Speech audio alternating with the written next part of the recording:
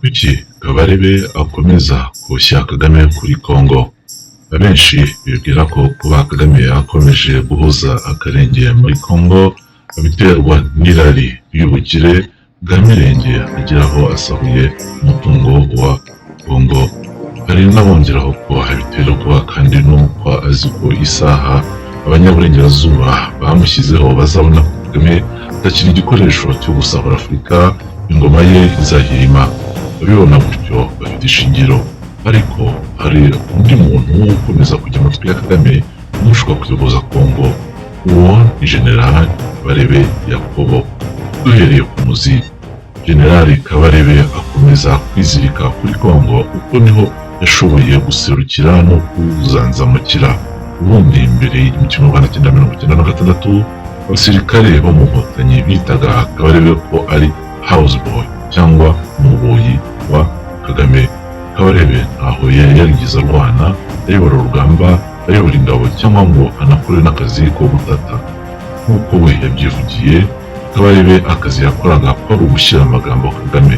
Kugeza mu 1994 igihe Inkotanyi zifashijwe n'Abarundi, Abatanzaniya, Abagande bari batangiye gufata Kigali bigabanyije imigeno. Abanyatanzaniya bazanye ingabo za Kabarebe zimwe zizwi nka Special Force, Abarundi bazana za Orende, Abagande bo bazana abanyamizinga cyangwa bimwe bita artillery. Muri urwo rugamba rwo gufata Kigali, Kagame yikanaga ko Museveni ashobora gukoresha abo Bagande be agashyiraho undi muntu wategeka u Rwanda nyuma yo gufata Kigali. Ibyo byatumye Kagame afata Kabarebe aba ari we ashinga kugenzura abo banyamizinga b'Abagande. Mu gufata Kigali, umwe mu byo Kabarebe yahise akora, yasahuye amakamyo ya sosiyete y'Abafaransa yari ikabuye hafi yo ku ruganda rw'isukari yamurikira Kagame. Nyuma Kagame yaje kuyagurishiriza muri Uganda na Kenya. Ubwo nibwo bwari bubaye ubwa mbere Kabarebe ashingwa umurimo usa nk'uwa gisirikare. Igihe cyo gutera Zaire kigeze mu 1996, Kagame nibwo yahaye Kabarebe inshingano zo gukurikirana urugamba. Intambara ya Zaire igitangira muri 1996, Kabarebe yabanje kwiyoberanya akajya yita amazina ya Kabare. Abanyamerika, Abongereza n'Abanyakanada bakundaga kumuseka no kumwibazaho kuko bavuga ko avuga Icyongereza gikocamye. Nubwo Kabarebe atigeze agira urugamba cyangwa imirwano nyirizina ayobora muri 1997, ariko niwe Kagame yashinze kuba umusanganya w'ingabo. Ibi byatumye Kabarebe asa nkaho ahindutse nk'umuntu uri hagati ya Kabila, Kagame na Museveni. Ibi bikaba ari byo byabashije Kabarebe kuba umugaba mukuru w'ingabo za Congo igihe Laurent Désiré Kabila yari amaze kwicazwa ku ntebe y'ubutegetsi. Kubera ko Kabarebe yari yarashoboye kwiyegereza umuhungu wa Kabila, Joseph Kabila, nabyo byatumye Kabila yemera ko aba chef d'état-major. Nyuma yo kugera Kinshasa, Kabarebe yongeye kuzirikana gutubura imari ya Kagame nk'uko yabigenjeje i Kigali, asahura amakamyo akayashyikiriza Kagame. N'i Kinshasa, Kabarebe yasahuraga umutungo yohereza Kagame, ndetse yanategereje kugera i Kinshasa. Ugifata umujyi wa Goma mu 1996, rero yahise yiba generator yahaga amashanyarazi y'ikigo cy'indege cya Goma.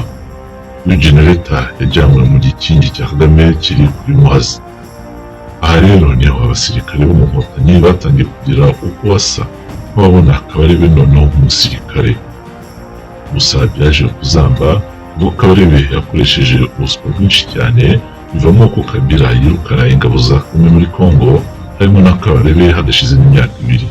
Aha niho abasirikare b'Inkotanyi birirwaga bavuga ngo nta houseboy wabaye chief of staff, cyangwa ngo nta muboyi wabaye umugaba mukuru w'ingabo. Izi nkwenene zageze kuri Kabarebe bituma yiyumvisha ko naramuka asohotse muri Congo nta gaciro azagira mu Nkotanyi.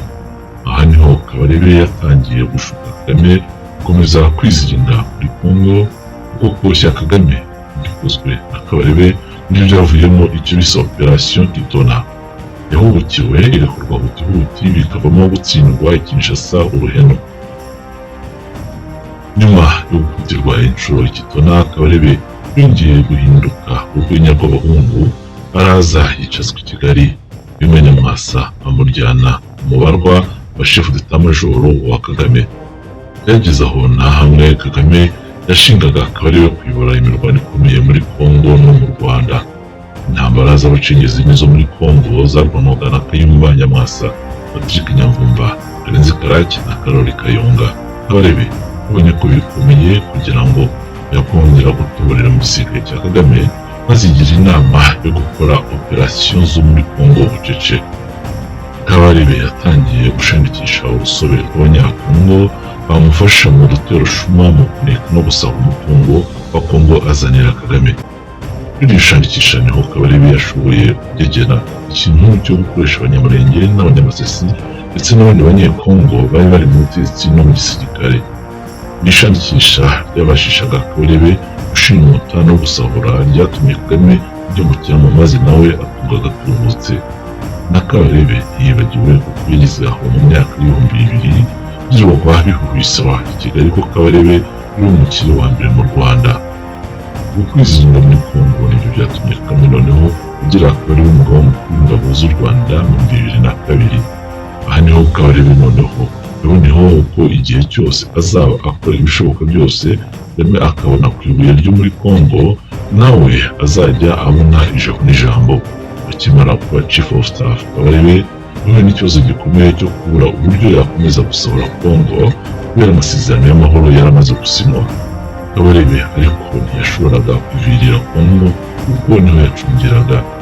Nibwo Kabarebe yatangiye umugambi wo guhatira Abanyamulenge kwimukira mu Rwanda.